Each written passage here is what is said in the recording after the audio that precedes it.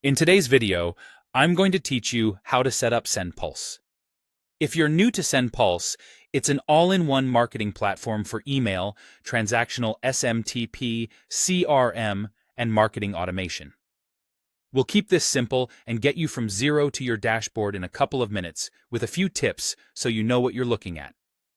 First, open your browser and head to sendpulse.com. On the homepage, look for the option to create a free account. The free plan is perfect for getting started and testing features before you upgrade later. Click Sign Up. Enter the email address you want to use for your account, create a secure password you can remember, and agree to the terms. If you already have an account, you can sign in instead and skip straight ahead. If the page doesn't load or buttons don't respond, temporarily disable any aggressive ad blockers and refresh. Next, complete the verification steps. Sendpulse will send a confirmation message to the email you used. Open your inbox, find the message, and click the confirmation link. If you don't see it right away, check the spam or promotions folder, then mark it as not spam, so future messages land in your main inbox.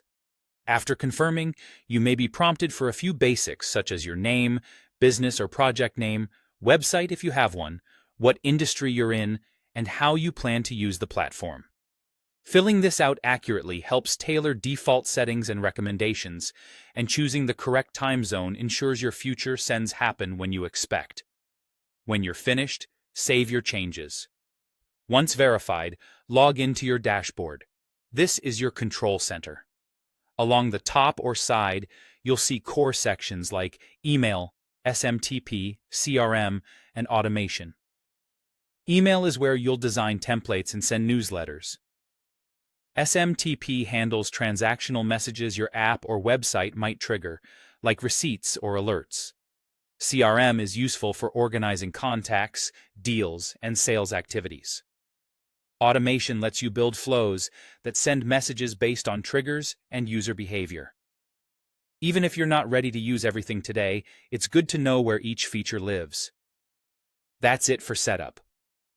You now have a verified account and access to the dashboard. Bookmarking the page can make future access quicker, and the built-in tutorials or help center are great for learning best practices. In the next sessions, we'll build on this foundation and start creating your first campaigns.